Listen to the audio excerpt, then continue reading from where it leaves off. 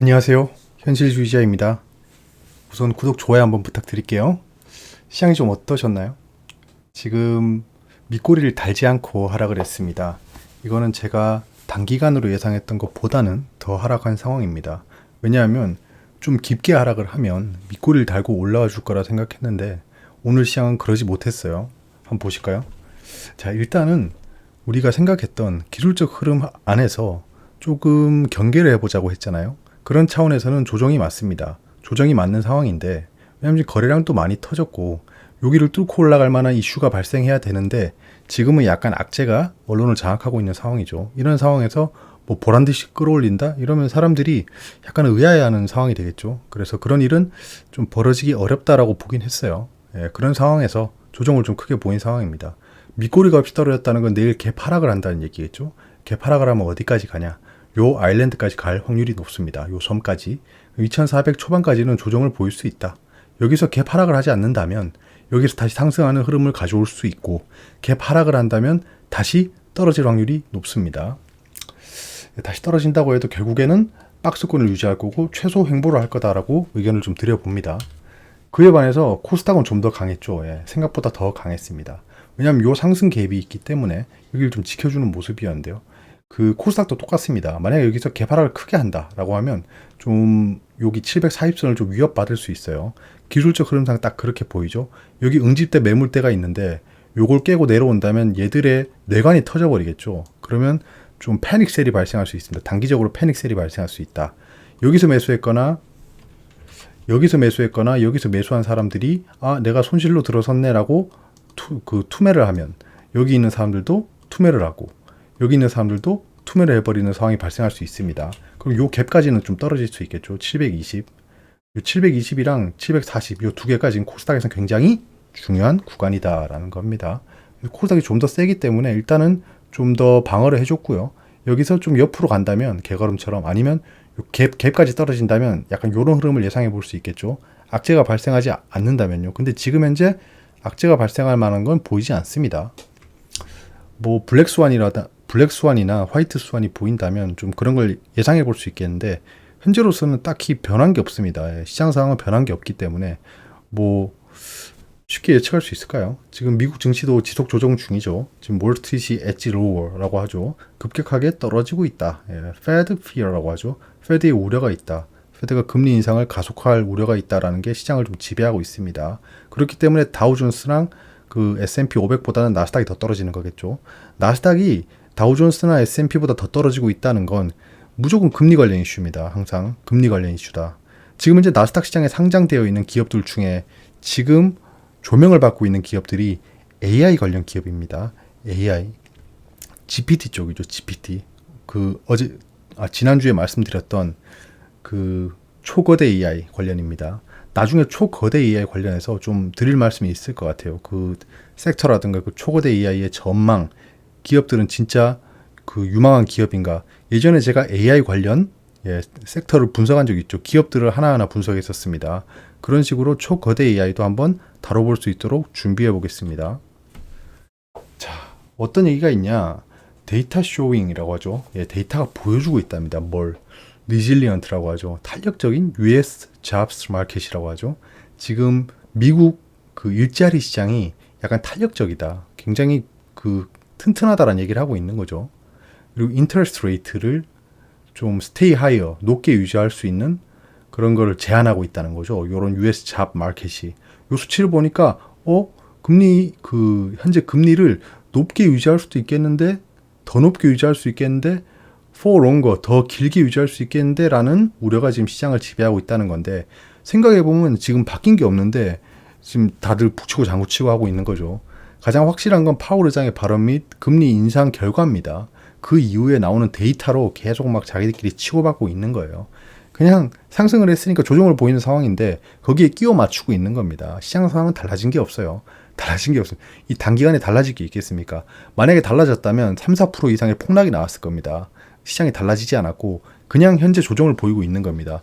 기술적인 구간에 진입했기 때문에 조정을 보이고 있다라는 거죠. 자, 스트롱 이코노믹 그로스. 자, 이 강력한 경제 성장에 대해서 약간 이런 우려가 있다는 거죠. 참 웃기죠. 경제 성장을 한다는 건 좋은 건데 지금 타이밍에 경제 성장이 강하게 일어나니까 아, 금리를 더 올릴 수도 있겠구나. 인플레이션 못 잡았구나. 약간 이렇게 얘기하는 거예요. 이거는 자라보고 놀란 가슴이 소뚜껑 보고 놀라고 있는 거죠. 이때까지 그렇게 판단해 왔기 때문에 앞으로도 그렇게 일어날 거야 라고 판단하는 것 중에 하나입니다. 뭐 낭설은 아니지만 사실 이런 거에 지금 현재는 좌지우지 될 필요 없는 것 같아요. 왜냐하면 터미널 금리도 거의 예정이 돼 있고 파월 의장의 발언도 바뀐 게 없습니다. 오히려 시장에 메시지를 던지기 위해서 하는 의례적인 발언이었지 지금 현재 인플레이션이 잡히고 있는 단계임은 틀림없습니다. 괜히 파월 의장이 그렇게 인플레이션에 대해 언급하는 건 아니에요. 자, 크루드 오일. 자, 유가를 보면 알겠죠. 유가가 140불 뭐 이렇게 갔다가 지금 현재 100불 밑으로 한참 떨어져 있죠. 이런 것도 우리 현자 여러분들이 잘 예측하신 거죠. 그래서 optimism이라고 하죠. 낙관을 보이고 있답니다. 어떤 거? Over China's demand growth. 자, 중국의 원유 수요가 계속 상승하고 있다라는 겁니다. 그래서 크루드 오일의 가격이 올라가고 있다라는 거죠. 자, 그러면 이 차이나의 그 성장률이 accelerate라고 하죠. 가속화되고 있다. 이러면 또 아까 앞에 그거랑 연결되는 거죠. 경제 성장이 계속되네. 일자리가 튼튼하네. 그럼 금리를 계속 올릴 수도 있겠다. 왜 인플레이션을 잡아야 되니까. 그래서 현재 상황을 정리해 보면 파월 의장이 물가 둔화에 대해 언급을 했어요. 물가 둔화가 생기고 있다고 얘기를 했죠.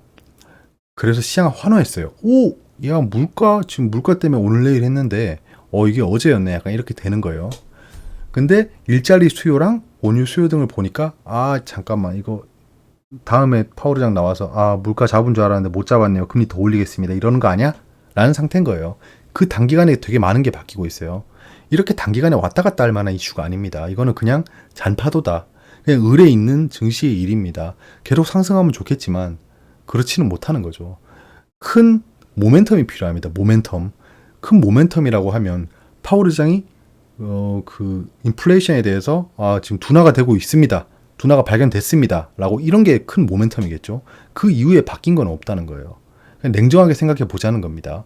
뭐 증시의 낙관론, 비관론을 떠나서 이거는 냉정하게 판단해 볼 필요가 있는 포인트다라는 겁니다. 자, 지난주 코멘트입니다. 제가 이렇게 말씀드렸었죠. 어찌됐든 시장 분위기는 완화됐고 기울쭉 구간이 다가오고 있으니까 경계를 하자라고 했죠. 참 유감스럽게도 경계를 하자라고 말씀드리자마자 지속적으로 하라고 있으니까 조금 유감입니다. 근데 약간 경계할 타이밍이 된 거는 사실이었어요. 워낙 단기간에 시장이 많이 상승했고 너무 사람들이 환호하고 있었어요. 근데 이거를 진득히 알고 기다린 사람들만 그냥 그 여유로웠던 거죠. 근데 포모를 느낀 사람들, 시장 참여를 못해서 불안을 느끼고 있던 사람들은 다급하게 들어오다 보니까 거래량에서 보이잖아요. 이걸 다시 보면요, 앞에 걸. 자, 지금 거래량이 보이잖아요. 거래량이 계속 올라가잖아요, 여기서 이렇게. 여기서는 거래량이 줄다가 여기 상승할 때 갑자기 거래량이 올라가죠. 그러니까 포모 느낀 사람들이 계속 들어와서 하다가 뒤늦게 이렇게 뒤늦게 올라오는 거예요. 그래서 여기 지금 자리 잡고 있었는데 다시 떨어지는 거죠.